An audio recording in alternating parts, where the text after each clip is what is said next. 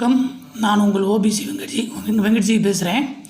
இன்றைக்கி நம்ம 8th standard second lesson ஹிந்தியில் சத்ரபதி சிவாஜி அதில் இருக்க புக் எக்ஸசைஸ் பற்றி பார்க்கலாம்.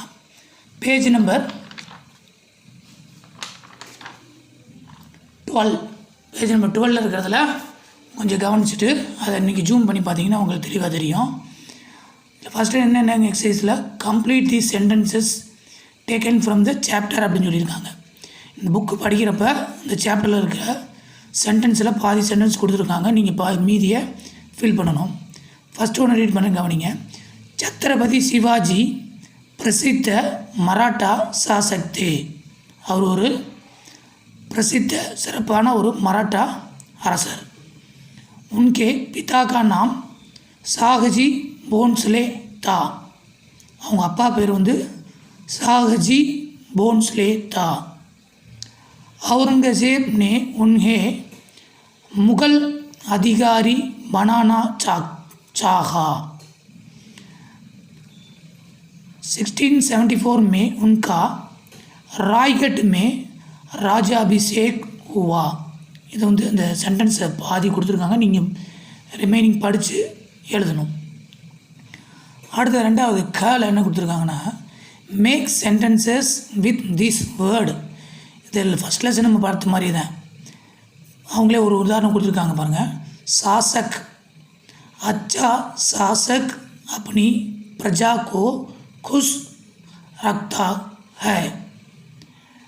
महिला जीजाबाई एक धार्मिक महिला थी. बुद्धिमान शिवाजी अत्यधिक बुद्धिमान था.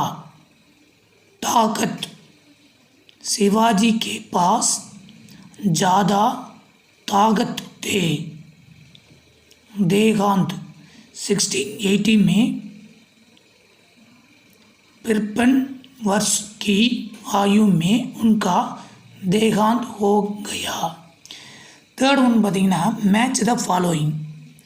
பார்த்திங்கன்னா அங்கே வந்து பிரசித்த அப்படின்னு கொடுத்துருக்காங்க. பிரசித்த கிளவர் ஃபேமஸ்.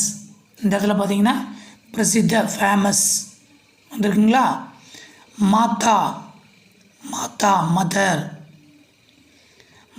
புத்திமான் கிளவர். யுத்த வார்.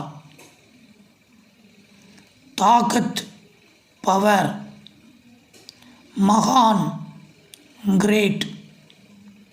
சிக்ஸித் எஜுகேட்டட். பென்சிலில் மார்க் பண்ணியிருக்கிறது தான் ஆன்சர்.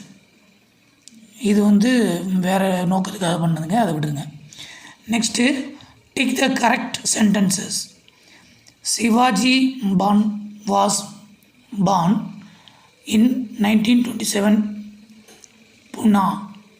पुणेला शिवाजी. அது ஹிந்தியில் என்ன கொடுத்துருக்காங்க. शिवाजी का जन्म 1927 में पूना में हुआ. सेकेंड बताएंगे his mother's name was Jijabai. उनकी माता का नाम जीजाबाई था. Who teach you Hindi. तुम्हें हिंदी कौन पढ़ाता है. Does cow move. क्या गाय रंगबाती है. Did they exercise. क्या उन्होंने व्यायाम किया. They stayed at a hotel. वे एक होटल में टकरे थे. இந்த எக்ஸசைஸில் நீங்கள் ஒரு தடவை கோத்ரூ பண்ணிட்டு புரியாத ஸ்லோ லேர்னர் மட்டும் நல்லா ரிப்பீட்டடாக கேட்டிங்கன்னா உங்களுக்கு எக்ஸாமுக்கு ஈஸியாக இருக்கும். நன்றி. நான் உங்கள் ஓபிசி வெங்கட்ஜி. வணக்கம்.